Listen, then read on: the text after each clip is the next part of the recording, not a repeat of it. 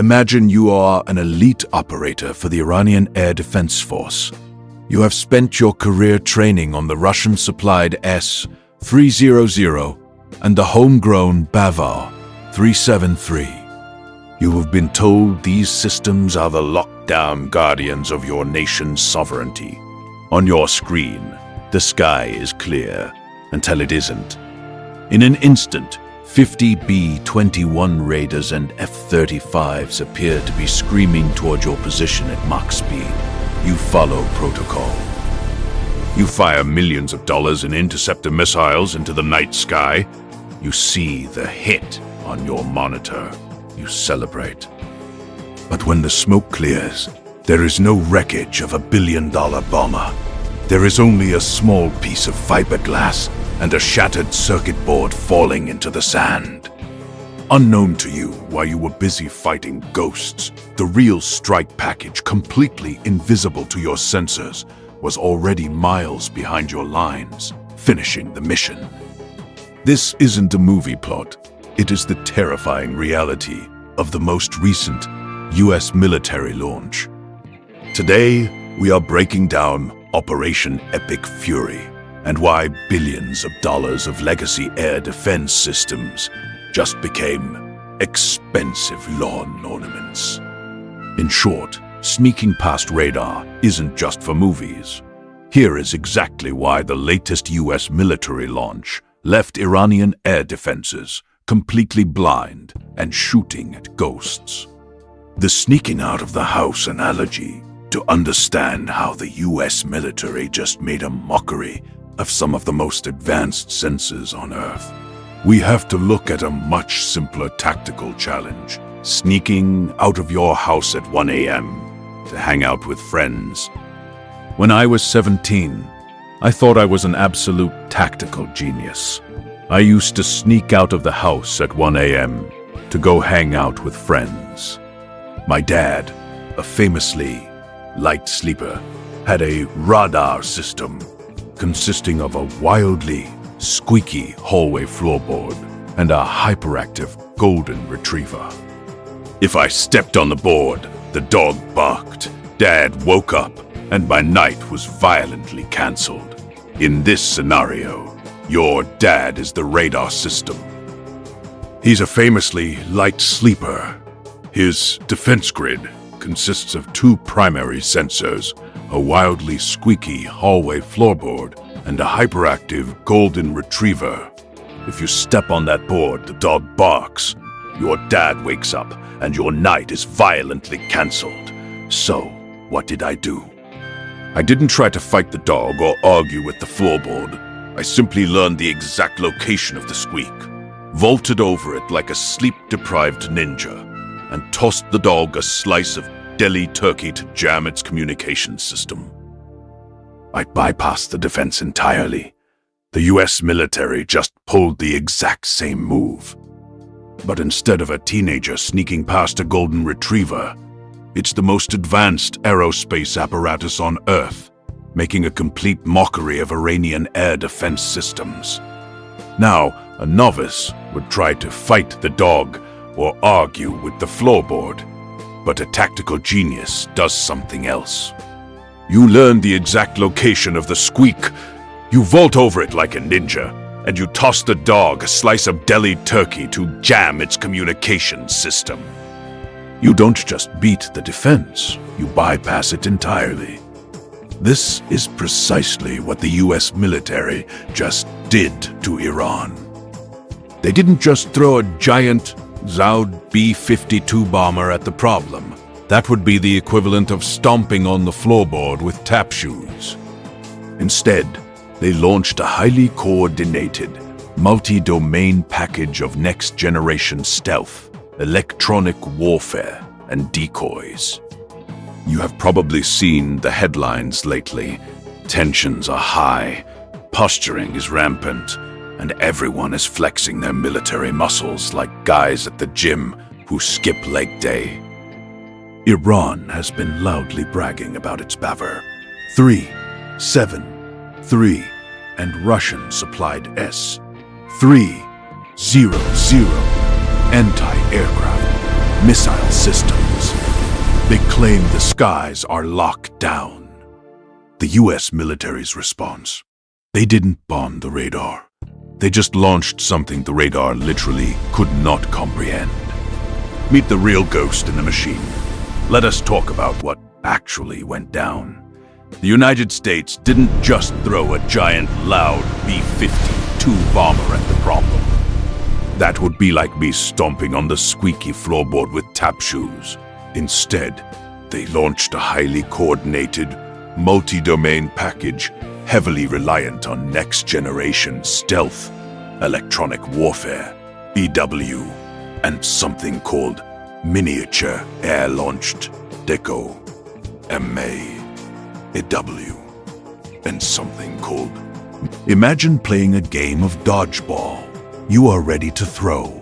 Suddenly, the opposing team projects 36 realistic holograms of themselves running around the court, while simultaneously shining a laser pointer directly into your eyes. You wouldn't know who to hit, and you'd probably just throw your ball at the bleachers in a panic.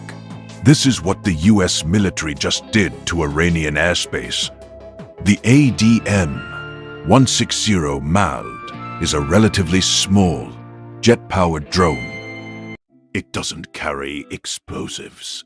It carries a little box of magic that perfectly mimics the radar signature of a massive US fighter jet or bomber.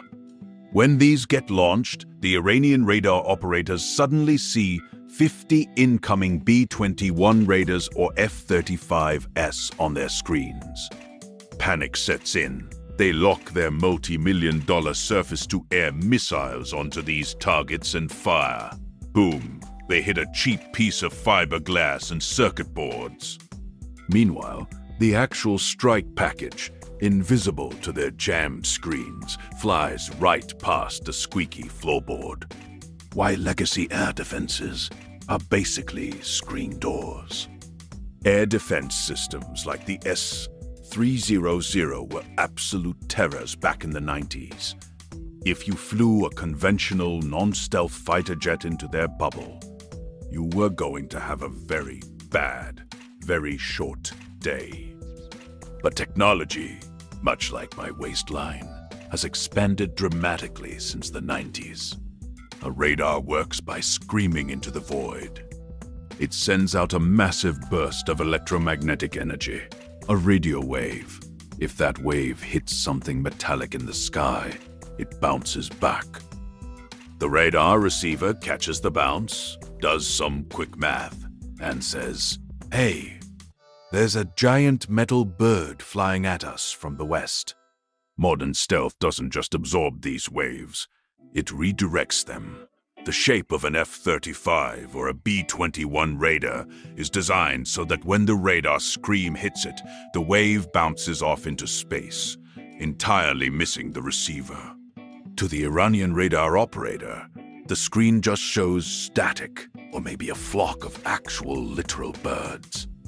The painful reality for legacy air defense systems like the S-300 and Bavar-373 is that they are being fundamentally dismantled by three specific US military countermeasures. First, while these systems rely on emitting large radio waves for detection, they are countered by stealth geometry and radar-absorbent paint. This design redirects the radar's scream into deep space, ensuring that the operator sees nothing but background noise or static, instead of a distinct target. Second, the targeting logic of these legacy radars is programmed to lock onto the largest radar cross-section it can detect.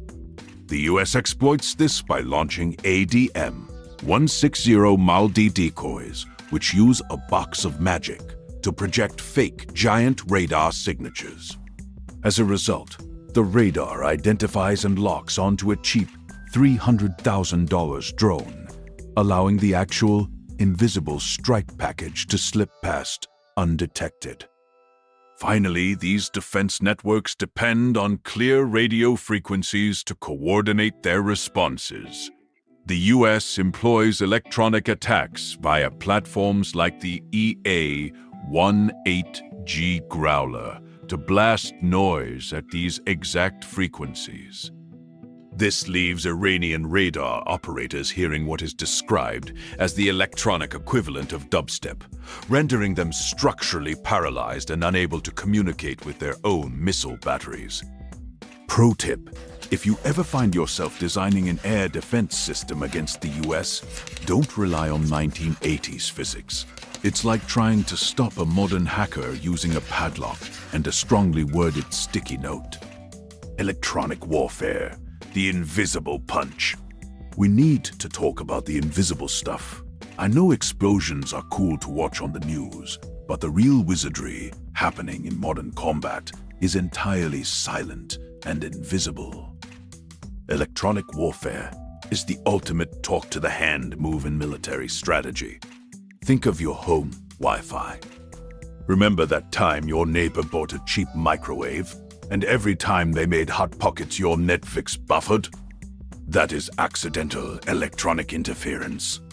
Now imagine the US military weaponizing that concept with billions of dollars in R&D. The US military launched a synchronized electronic attack. Jets like the EA-18G Growler don't drop bombs. They drop noise. They blast the exact frequencies Iranian radars used to communicate and track targets. When an Iranian radar operator looks at their screen during one of these attacks, they don't see a blank slate. They see snow. They see hundreds of fake targets.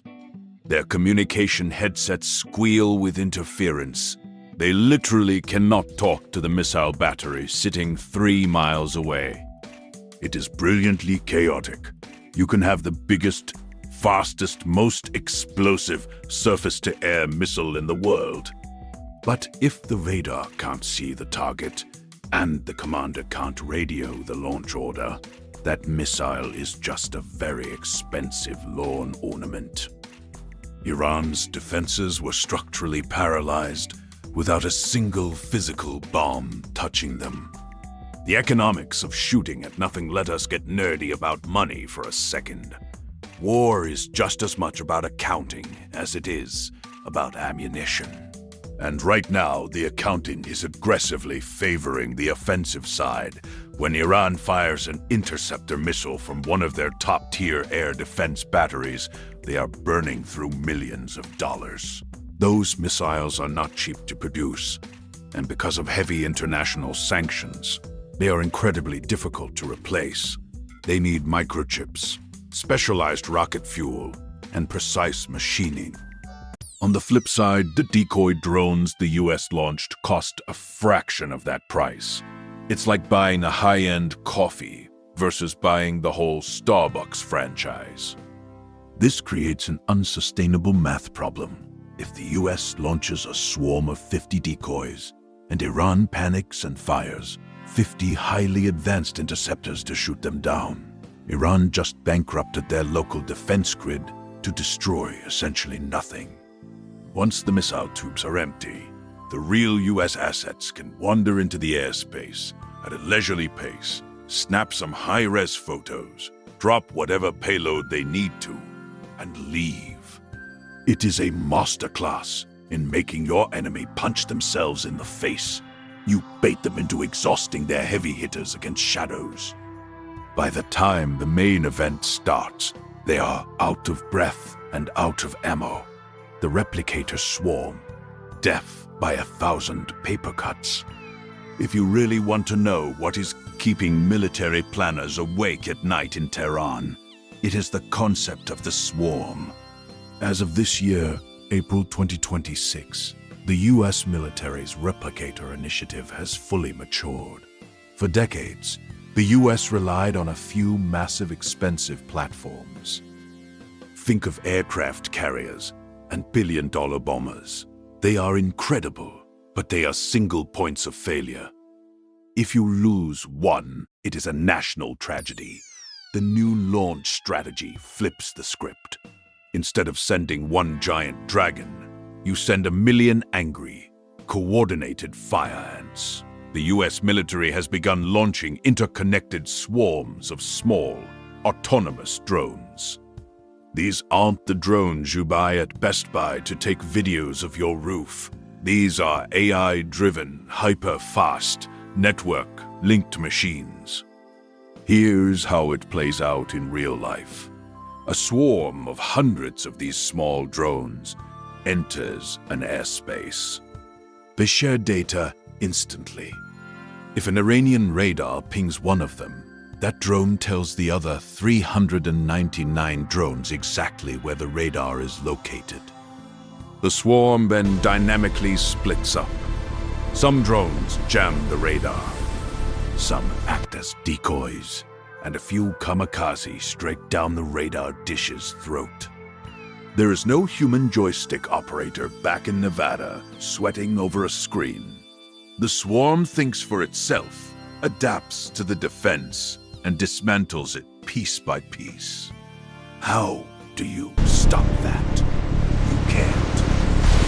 You cannot shoot down a swarm of hundreds of erratic, fast-moving drones with a large surface-to-air missile designed to hit jumbo jets. It is like trying to kill a swarm of mosquitoes with a sniper rifle. You might hit one if you are the luckiest person on Earth, but the rest are going to drain you dry. Ultimately, Iran's inability to stop this launch wasn't a failure of their soldiers' bravery. It was a failure of physics and generation gaps. They brought a very sharp sword to a laser fight. The US military didn't just step over the squeaky floorboard. They removed the floor, muted the dog, and changed the locks on the way out. Some curious community members keep asking me these questions. Here are our short answers. Why can't Iran just upgrade its radar to see US stealth tech? Upgrading radar isn't like updating your iPhone overnight. It requires fundamentally changing the laws of physics the system relies on. Even advanced radars that claim to see stealth can usually only see a fuzzy blur, not a distinct target they can actually lock a missile onto. Are drone swarms actually autonomous, or is someone flying them? They are heavily autonomous.